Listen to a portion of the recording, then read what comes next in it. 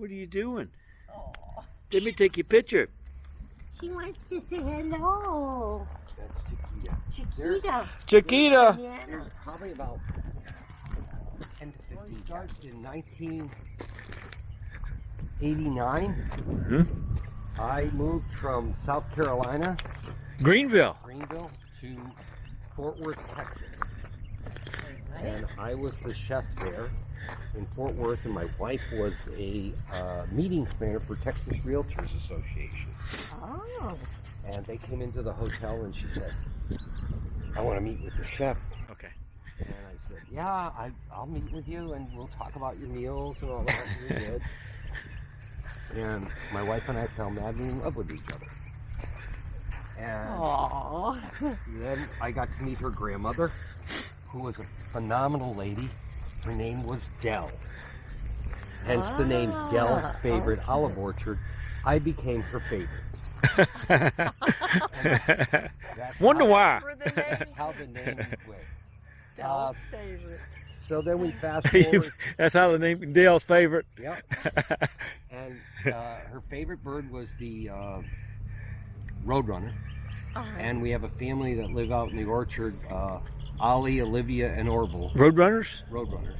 Well, she's been wanting to get a picture of a roadrunner. We've seen them running across the roads real quick, but It's hard to really get them. Right. Really and you've named your pet one we thing. named them because they live out in the orchard. So we fast forward, we go into 2011. And we've been talking all along about, where we wanted to end up our landing field, where we're going to stay. And my vote was for Asheville, North Carolina, because I loved it up there, and riding the horses up in the mountains and everything. But we had other plans. And so in 2011, we came down here for a long weekend. It was January. The holiday season was over. New Year's at the hotel was crazy, and I said, "Geez, I got to get out."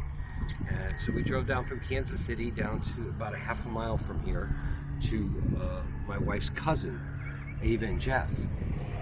And Ava and Jeff said, "Hey, I want to show you something really cool." Yeah, okay. So we got in the car, we drove down, came down the end of the road and looked out into this field here. And it was all mesquite trees and scrub brush and everything. And I mean, it looked terrible. And I was like, "What?" What's so neat? He goes, "It's for sale." And there was 34 acres here. And I said, "Oh, man." Yep.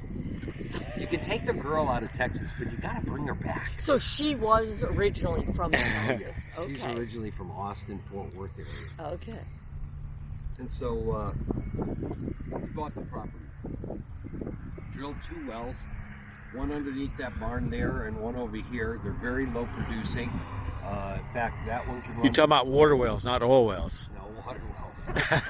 Water wells. That one can run for about 22 minutes and it's out of water. This one can run for 10 minutes and it's out of water. Oh, goodness. Oh my gosh. So they go on every hour on the hour, and to fill these 2 large tanks. They're 2,500 gallons each. Wow. In the morning when the irrigation goes on, it drops 2,400 gallons out into the orchard. Wow. And so then we bought the property, had the property. We were living in Kansas City still. We came down, we built this little barn here and the RV overhang. We had an RV in there, and that's where we hung out on weekends and whenever we could come down to work on the property. We had a guy come in and cleared on this side of the driveway all the mesquites and everything all the way up to the house. There was no house there. That there. And we were in Missouri, and I said, "What are we going to do with this property?" I said, "I don't know." I said, "I've got this guy. He's kind of a hippie, kind of freaky guy that sells me mushrooms at the hotel, these trumpet and wood ear mushrooms and everything." I said, "Let's look at growing mushrooms. Yeah, let's go visit his farm." So we went out to his farm to visit him. Crazy guy. And he said, I said, "Rick, we're thinking of growing mushrooms." He goes, "Where?" I said, "Just outside of Austin, Texas." Austin, Texas. Oh man, that's a cool place. They got live music. Yeah. I'm like, Rick, Raining back Raining in. back in. And Rick, he said, no, man, you can't grow mushrooms down there. Too hot. He says, you need to grow the new Texas oil. Olive oil. Light went off. That was great. I said, that sounds great. I'd love to do that. So then we went on a super fact-finding tour. We didn't know anything about growing olive trees or anything. So we said, what are we going to do? Well, every year I would bring 12 students in from all over the world, Asia, South America, and Europe. And in 2012, that was our European time to interview there. So I told the general manager, I'm going to bring my wife with me this time on interviews. We're going to take an extra 6 days. He said, yeah, okay. So we went to Europe. We went to Spain, Italy, Portugal, Tunisia, and Greece, tasting oils. Because we said, if we're going to do this, we want our special blend. Right. There's only 5 varieties of olive trees that'll grow in the state of Texas. And it's usually south of kind of the middle of the state. Anything north of that, it's really not real good.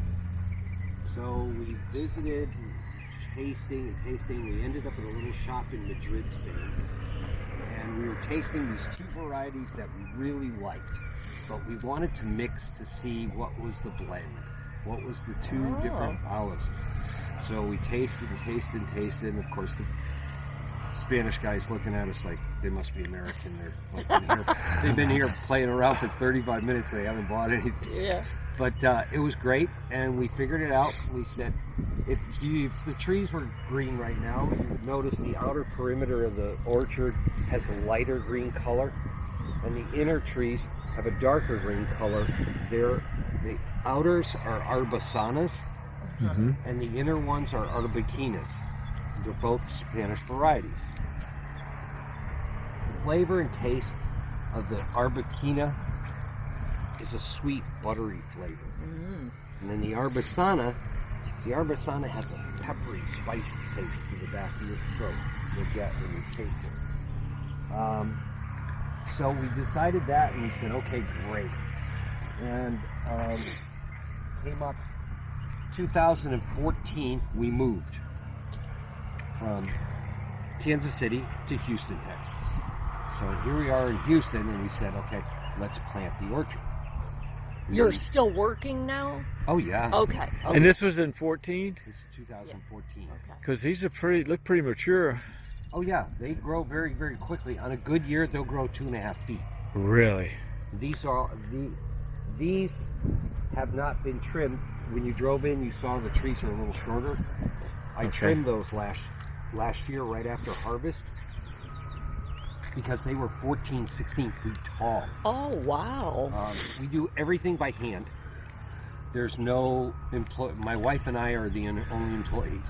Wow. These and big you have orchards? 1,000 trees? Right at 1,200. Wow. So then everything's done by hand. We harvest late September, early October. We harvest when the orchard is half black and half green. Again, all of this plays into our flavor profile. But they're all green olives, right? All olives are green. As they ripen, they turn black. Oh. When you grab a can... You mean when I get a can of black olives, it's really a green olive? It was a green olive? Yeah. You're going to look on the I didn't can and it's know going to that. say the word ripe on it. Yes, it does. This is what the harvest looks like. Oh, wow. Half black and half green olives. Next, we go through the orchard. You'll see tags on the trees, the orange and green tags. Right. About a week prior to harvest, we go through and we put an orange tag on any tree that has olives. Then, it's all volunteers. There's volunteers from all over the country come to do this. It's crazy. On Friday, What crazy fun, I bet. yeah. Well, it's like an Amish barn raising. Uh-huh. Everybody comes. We have people from everywhere, New Hampshire, California. We had 4 young ladies this year from the Netherlands that were here. So on Friday we have 37 volunteers, and on Saturday we had 57. Everybody picks, the horn blows, lunch, everybody comes in for lunch. We have tents and everything all set up. And this year was kind of a pain because usually I'm cooking something on the grill outside. We had boxed lunches with their names on them because of a COVID thing. Right. So the first olive gets picked on Friday. Once that olive's picked, the clock starts ticking. We only have 72 hours to get the press. Again, this fits as part of our flavor profile, what we want. Right. You don't want olives to sit in the bins long. They get hot, they change their chemical structure a little bit more. Then we go to this beautiful place. It's a little town called Howittsville, about an hour and 15 minutes from here. These great people, Mary and her husband. Mary, they were very affluent people in Houston and decided they wanted to play Green Acres. So they moved to Howittsville, bought 500 acres, and Mary planted 5,000 Arbequina trees. Mary wasn't satisfied with that. Mary wanted to press her own olives. So they went to Italy and bought a 40-foot Italian press, built this enormous building for it and everything. And we love her. She's great. So we get down there, we leave. Everything's done. Friday we picked till about 6. Saturday we picked to 7, 8, whatever we could finish that. The truck's loaded. The trailer's got the olives in the bins. We're ready to go. Sunday morning we get up bright and early, get in the truck. We drive down to Howittsville. We pull into Mary's. Mary comes with her little forklift, lifts up the olives. We weigh the olives. Then they get dumped into this giant stainless steel hopper. That's the beginning of the pressing process. They go into the hopper. They go down this conveyor that's like open grate, has fans underneath it and vacuum on top. And it takes out all the leaves and all the twigs come out of the olives. Then they go into a wash tank and they're washed. Then they go down, they're blow dried. And then they go into the crusher. The crusher crushes all the olives, makes them into a paste. Pits and all, everything. Really? The pits and everything? Everything. Goes into the crusher, then the paste, watch your back. The paste goes into a mixer. There's 2 of them, one on each side. Each one holds 3/4 of a ton of paste at a time. And what these mixers are doing, it's called malaxicizing. It releases the oil molecules from the paste, but it's time and temperature. You can't have it hot, you can't have it cold, it has to be just right. And it churns and churns and churns until the Italian guy calls you over and goes, "Come, you must look." And you look down into the tank and you can see the oil coming away from the sides of the paste. So it separates, eh? It's separating. So then it goes into a tube, goes into a separator. It's a centrifuge type separator. Separates solids, go that way out the door into these bins. It's used for fertilizer and cow feed. The oil and water go this way. They're going to their final separator. And by then, we've got our cups in hand, our little plastic cups in hand, and we have a little 4-ounce glass bottle. And we stand there and we wait. We wait till the oil starts coming out of the separator. That's the last part of it. Oh, man. Wow. We sit there and we all taste. And then the Italian guy goes, "This is your oil. This is your flavor." And I said, "Yep, that's it." Then it gets put into these stainless steel fusties, Italian fusties, tankers. And what the spigot is about this far from the bottom. It's called casking, like for wine. There's sediment in there and it has to settle. And it takes about 30 days for it to settle.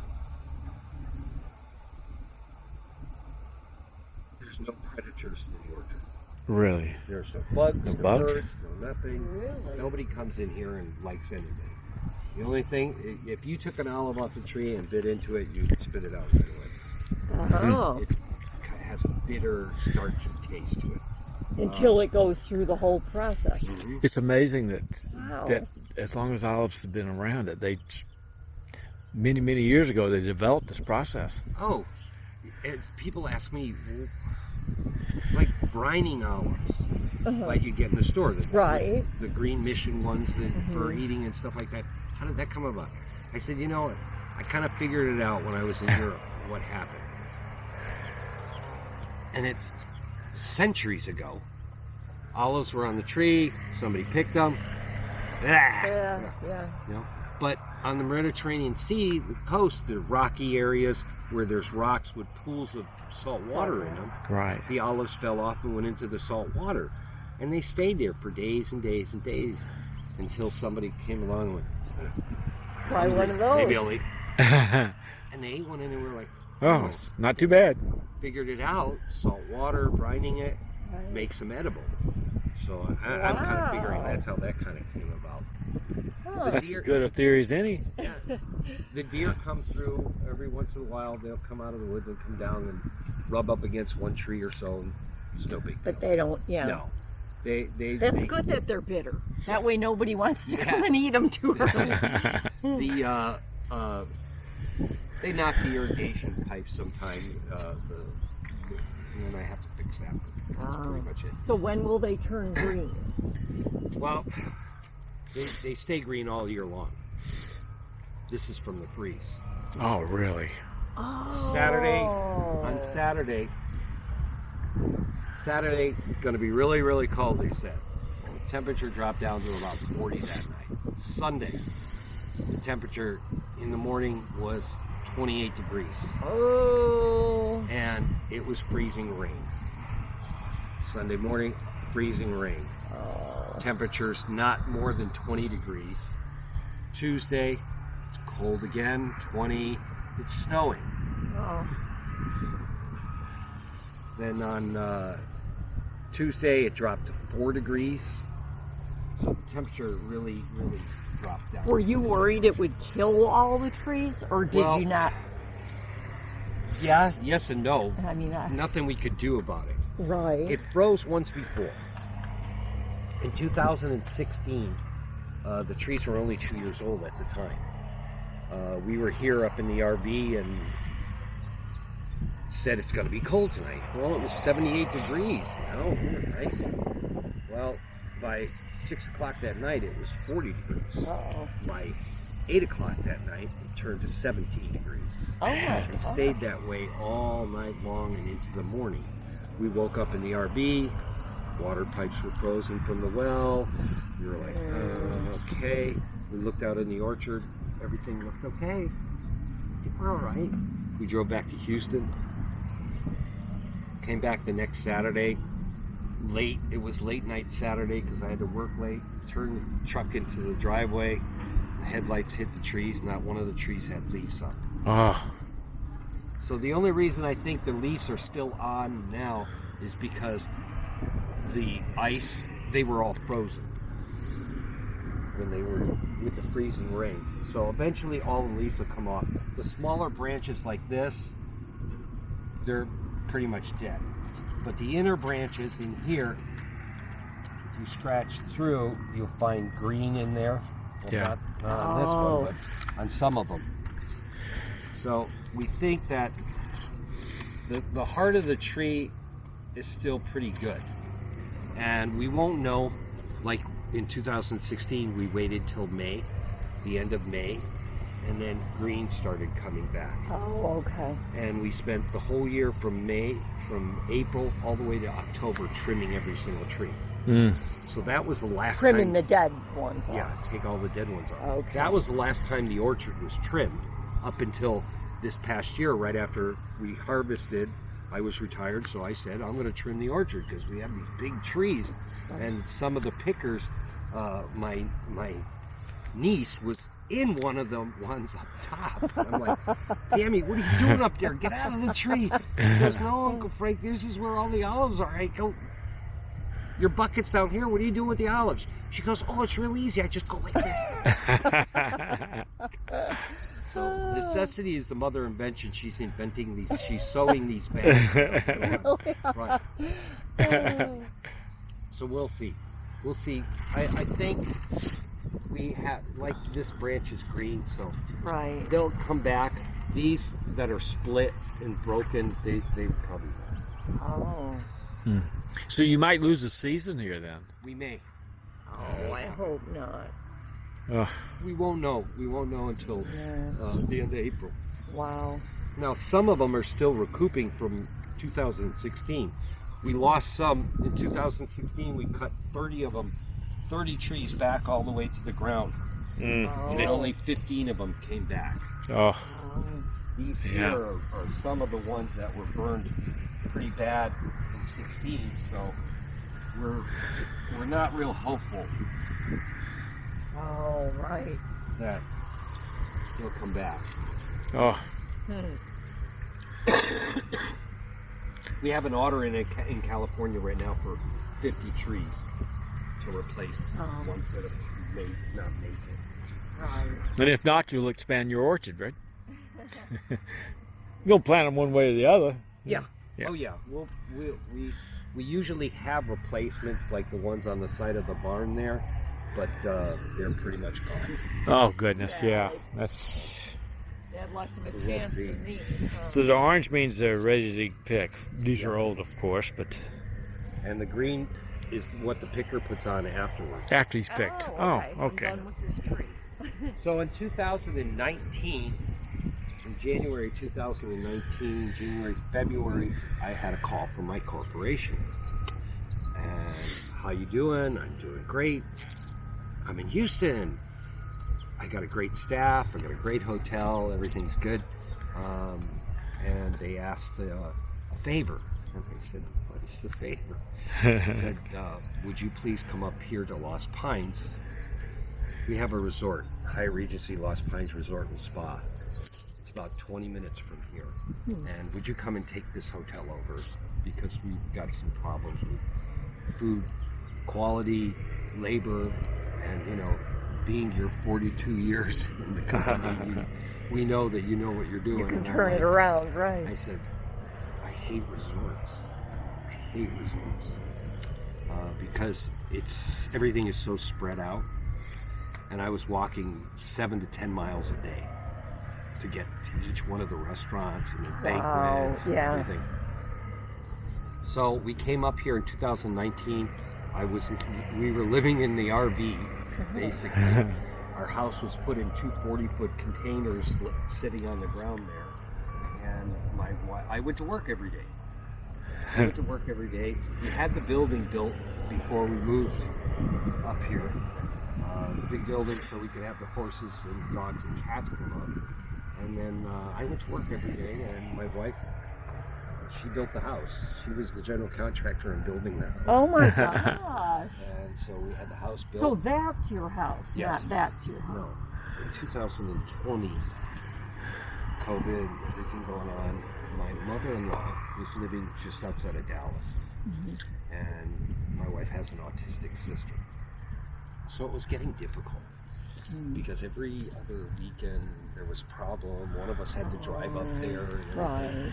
So in 2020, we finally convinced her to Oh, here you. Oh. She's been here. She's been here now 2 months. Okay. 2 months. Real new. She's happy that she's here. I to take care of her. Oh, how nice. What a great story. You ready to go taste some olive oil? Oh yeah. Doesn't rust, doesn't rot, doesn't stain. Stays exactly the Well, same. we sold our 5,000 square foot house with a guest house like Now what are you doing out here by yourself? family visit. Oh, there's another one down there. This is Hunter. They're all rescued from somewhere or another. Hunter was living down the road about 2 miles. He was And look over there. down there, and he decided he liked chickens. Really? And So they got rid of you? So they. Oh, look at them all. Here comes Sissy. Sissy was at a family in Houston, and they didn't realize she was going to get so big. And the cat gets along well with him. Oh yeah. This is another cat. You got a whole Menagerie here. Yes, we do. My wife and I. and horses and horses and. Nice. Is this your farm back here too? Yeah, it With goes all the way back to the trees. Now what's the noise back there? Is that a tractor going to work or is it somebody That else? is a developer. Okay. About 100 acres back there, and we're going to turn it into a mobile home park. Oh, for Pete's sake. That's what I said. So this was the last job I had to do, was finish the commercial kitchen. Got everything to the health code and got it inspected by the health department so we can. Oh, so you can run it as a business? I can. And like the health department guy said, "Hey chef, where's the stove and everything?" I go, "Go in there." So we just do it. We use it for bottling. We used to bottle down the street at Chuck and Alex and Donna's. Alex and Donna have an organic vegetable farm, and I would go down there at 2:00 because that's when he would get back from market, and he'd always have these really super great tomatoes that people didn't want because they thought it was too ripe, but they were just. Oh, so you can't smell anything. I mean, I don't smell it. Do you? No. Just got better nose. Not really. We charge the top of the tank with nitrogen so the oxygen doesn't get to the oil. It doesn't have any oxidation. You get that buttery sweet taste, Yeah. and then you're going to get the peppery taste. Oh, you can feel it. It's like buttery going in, and then now do you feel the pepper in the back of your throat? Not yet. I do. We send a bottle of 4 ounce. Oh yeah, a little bit. We send a clear 4 ounce bottle. We fill at Harvard, at the mill. Cap it, seal it. We send it to California to the only lab in the United States that will test olive oil for its chemical compound of it. Oh, Now, wow. what we're looking for most of all is the high polyphenols, because that's the health part of it. Oh, okay. Like when I was in Europe, and I went one early morning down to see the chefs, and they were sitting around this table, and they had their cups of coffee and these big spoons of olive oil. And they take it out. Massimo, what are you doing? He goes, how do you say, this is my vitamins. Oh. He says, Yeah. oh, in America, you take this pill. No, this is what's Oh, good for you. wow. And that's what they do. And if you look up the health benefits of olive oil, Oh, yeah. quality oil, it's great. But it's got to be fresh oil and it's got to be great oil. Yeah. We sell to two local, like little stores that handle local goods that are grown in the area. One in Taylor, one in Elgin, and then I have some chefs, friends, that they want to buy oil from us, but I limit them because they go crazy. So I only limit to them each to like 2 gallons a year. Oh, wow. Because we wouldn't have enough to supply, and we've left some stock off just for Harvest Coast people because we wanted to make sure that we had all that Illinois, yeah. Elgin, I grew up- Illinois. I was born in Chicago, so it's, I'm like, Elgin, we're going to Elgin, Texas. Oh, good. And this bread is fresh. Yay. Yay. We have a website and Facebook. Oh, so when we get home, Yeah, we we can ship order. all over the United States. We ship everywhere except for Canada because my brother lives up there and we don't want to send him anything. I started working on it and couldn't do it, and so my wife took it over. I don't know if that was a good thing or a bad thing because it took us tasting bread and spice mix and olive oil for almost 30 days every day. Oh. Wow. Sounds like a good thing. It was, as a chef, I'm very particular and really passionate about it. But she really took this on and came out. Really And if you approved it, yes. It's a super product. She really likes it. Oh my God. They're from Jaeger Farm. They're about 8 miles So from you got here. champagne. They own the farm, the pecan farm, and then they come and get pepper in it. Oh, That is the man. spice one. Oh. That is the You're not going to have anything for everybody else. We had one. We had 2 of them. Last night, my wife was in here doing something, and she goes, "Oh, this one fell. I need." So she's eating it. Well, good. For Harvest House right now, we have a special for Harvest House. If you buy 4 bottles, you get 2 free dipping spice. All right. Well, that is a Well, deal. we're buying 4 bottles. So. And you don't happen to have Apple Pay, do you? Meaning No. I can click my phone? Okay. But you have a It credit work on card? this. It will probably work on that because that's Apple. Yeah. Okay. It'll probably work on Square. Because somebody else did that. Takes 57 pounds to make 1 gallon. Man. Wow. Takes the average picker about 4 hours to do that. Oh my gosh. Good thing you have volunteers. They all get an oil or a treat for volunteering. Oh. So they have their choice. Now, if they got a treat. So we're going to get the chocolate. 1 bread's enough, and a champagne and a jalapeno. We got to taste them anyway. You've already put the 2 spices in there.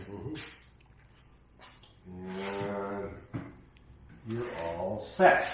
Okay. And your chocolate. Man. Right. At the olive farm.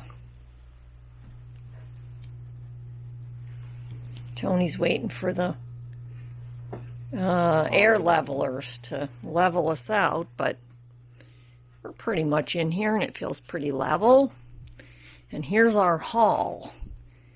After he gave us his story, we went in the store, or little kitchen he called it, and we bought 4 bottles of olive oil, because if you get those, oh, I forgot. Here, there's you get this spice packet. And he had some fresh made bread. Since he's an executive chef, I hope he's the one that baked it. We got some pecans. Tony spotted the chocolate bark. So, we're going to have a little lunch and then head out to Austin, I think.